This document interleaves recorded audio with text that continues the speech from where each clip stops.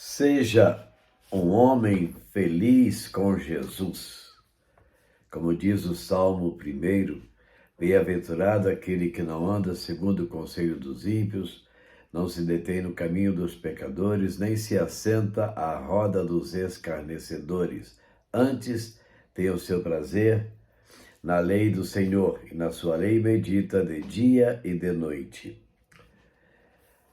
Bom dia, queridos, meus adolescentes eternos, meus amigos, irmãos queridos que nos escutam nesta manhã de domingo.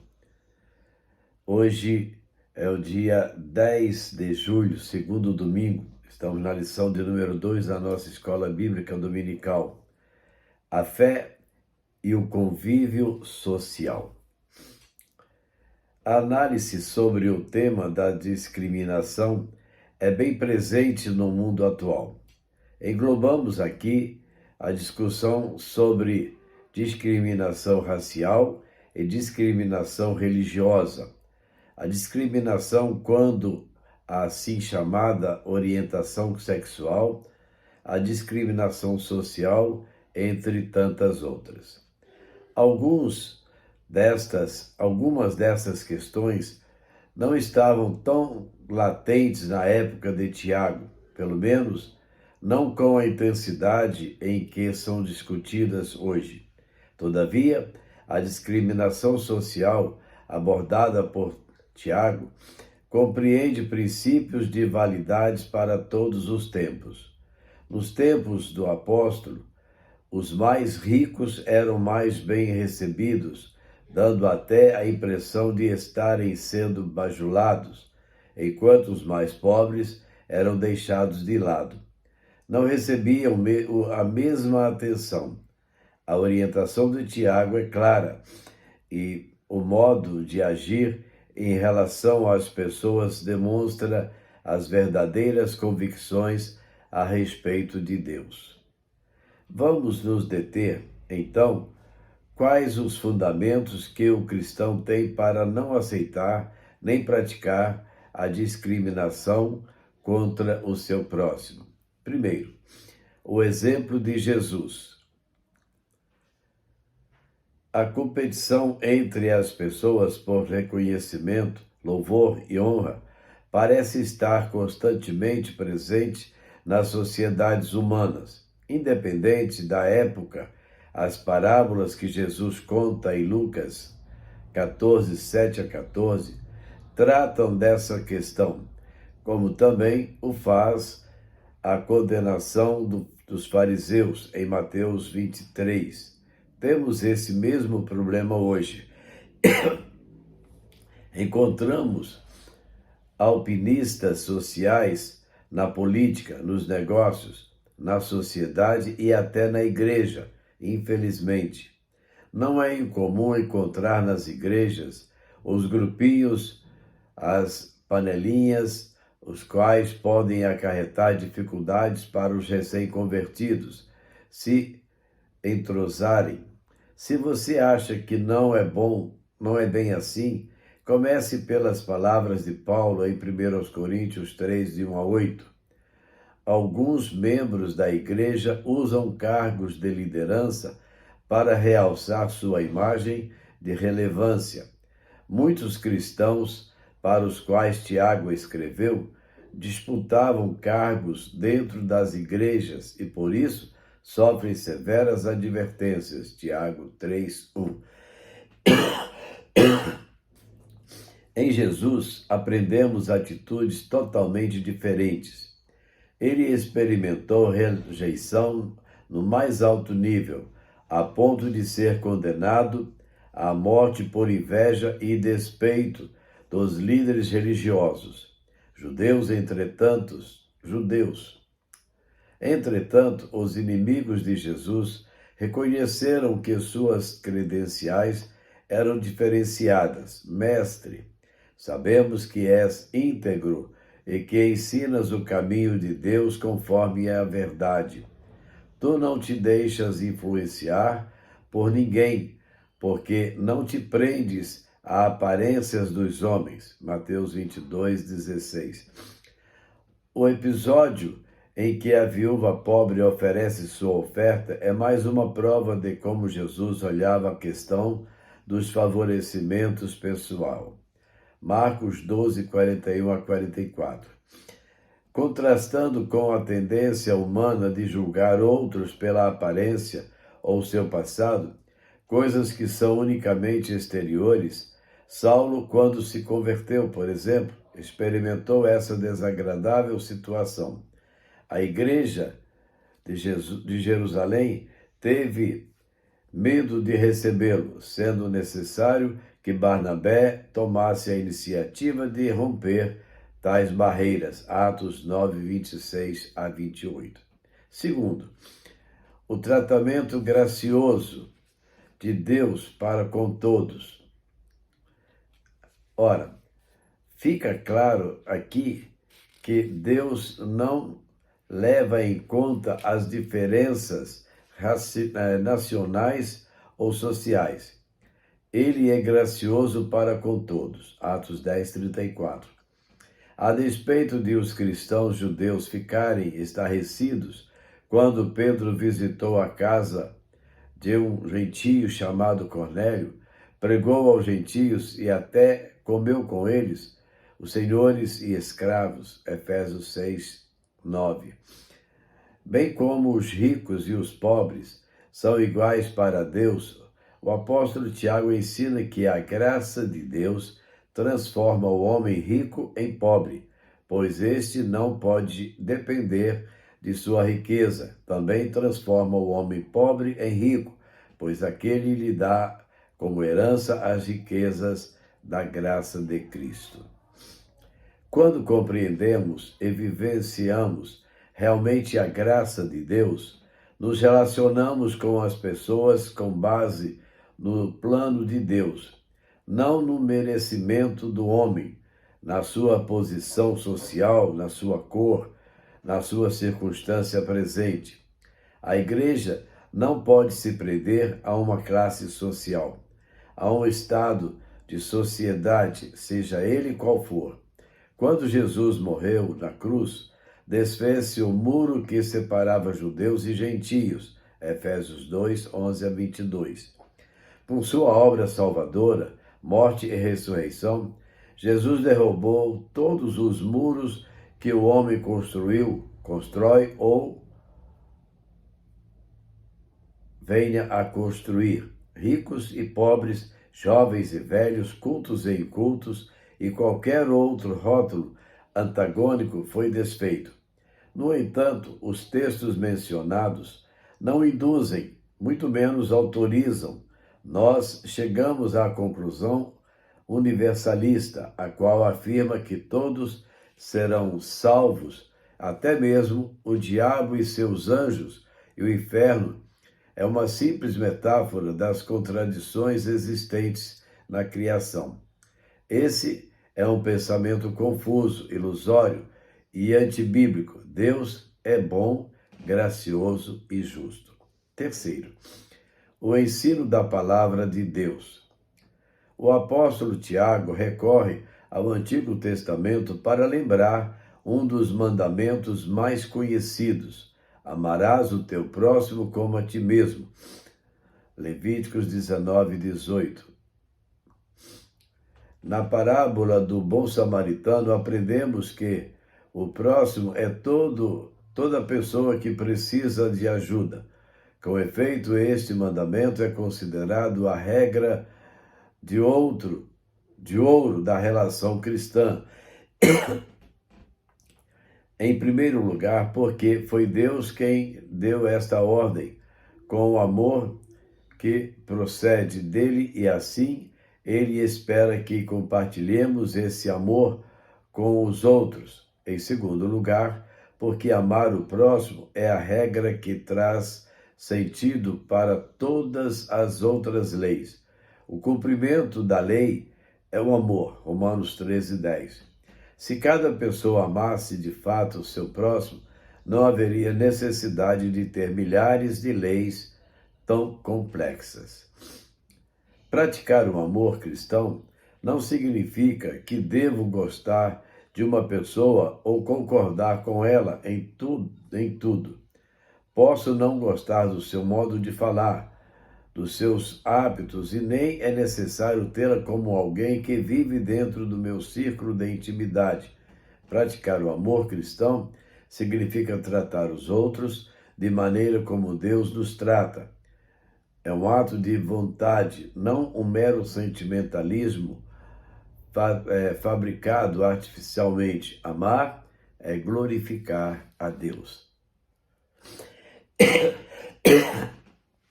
Quarto, temor do julgamento de Deus. Não obstante, o apóstolo Tiago nos adverte acerca da justiça de Deus e o quanto importa temermos o seu justo julgamento. Tanto Jesus quanto Paulo, João 5:24, Romanos 8:1, expressam com total clareza que os cristãos jamais serão julgados por seus pecados, mas nossas obras serão julgadas e recompensadas.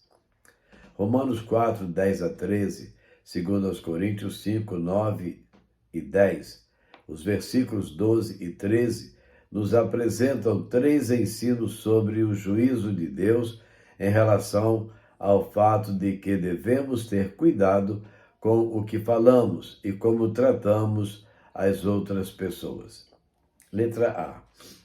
Nossas palavras serão julgadas, verso 12a. Aquilo que dizemos para as pessoas e a forma como dizemos será colocada diante de Deus. Até mesmo nossas palavras descuidadas serão julgadas. Mateus 12:36. B. Nossos atos serão julgados. Verso 12b. Deus não se lembra mais de nossos pecados, de modo a nos condenar por eles. Jeremias 31:34. Mas esses pecados afetam nosso caráter e nossas obras.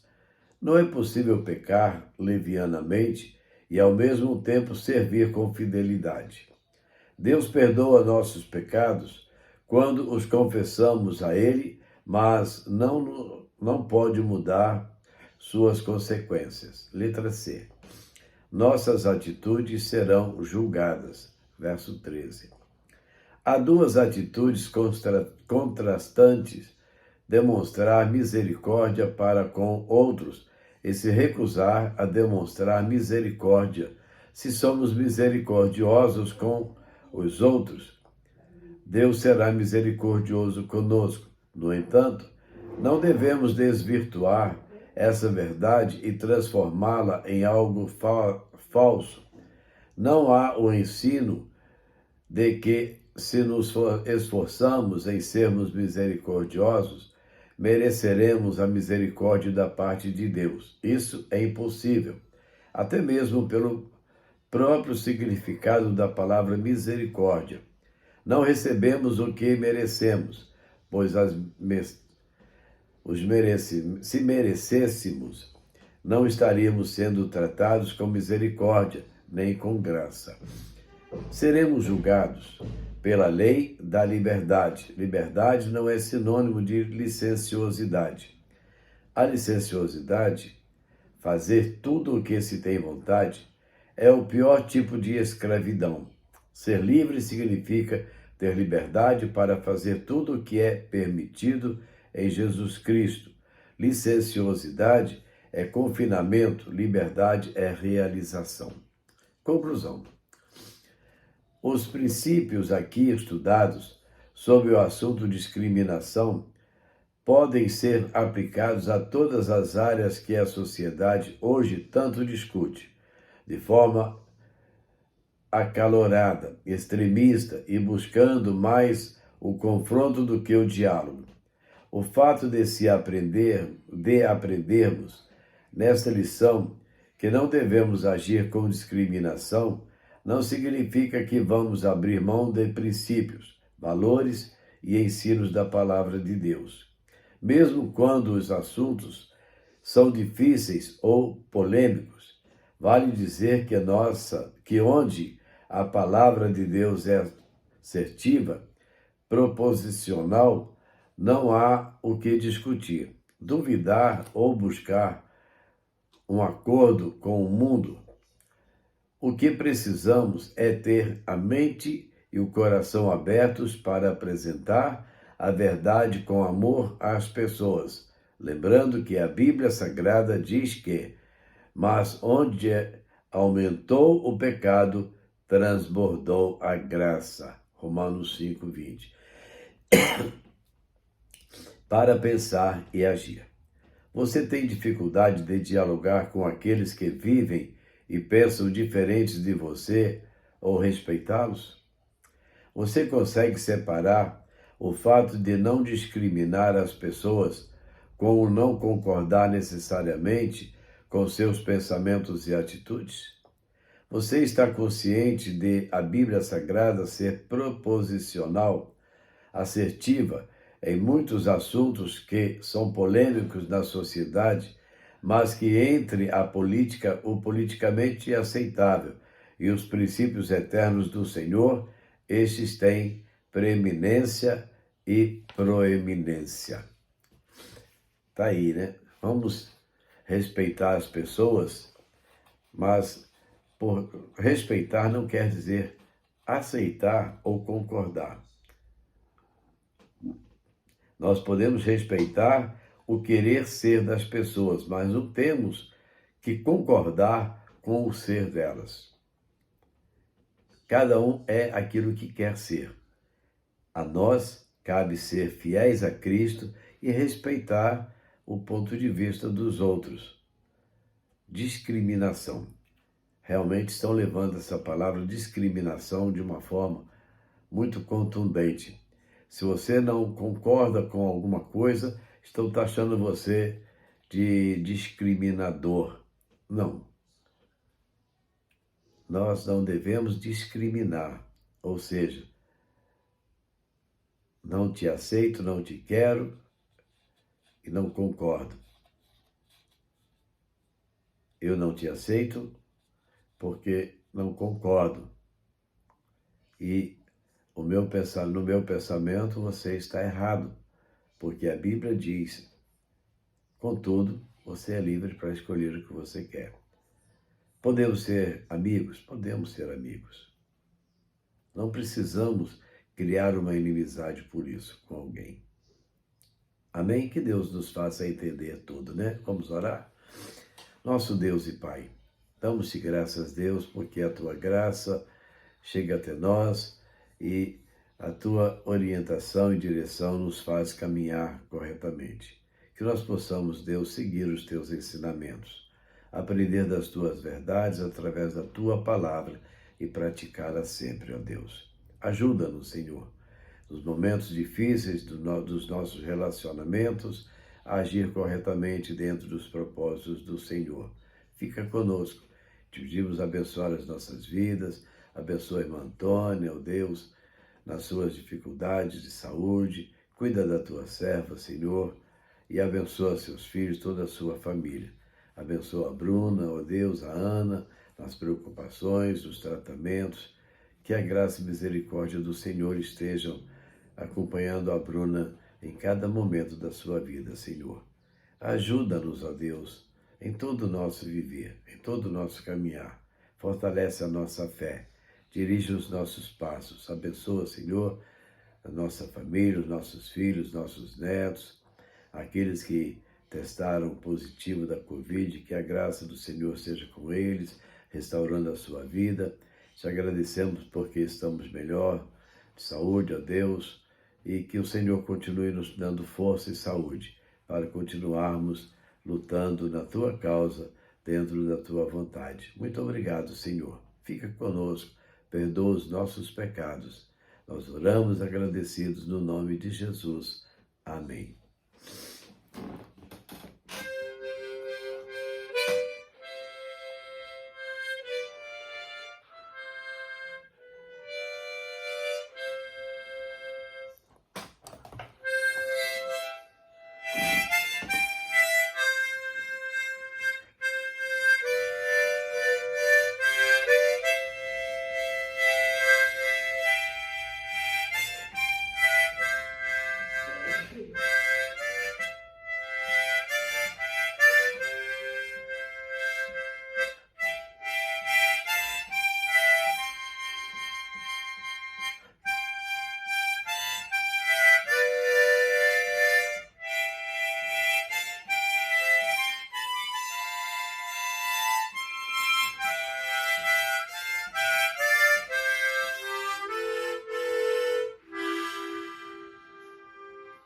Isso. A doce voz de Jesus seja com cada um de nós, nos alertando, nos abençoando, nos conduzindo e nos guiando nos caminhos santos e certos do Senhor. Assim, queridos, chegamos ao final de mais o estudo da nossa escola bíblica dominical em casa.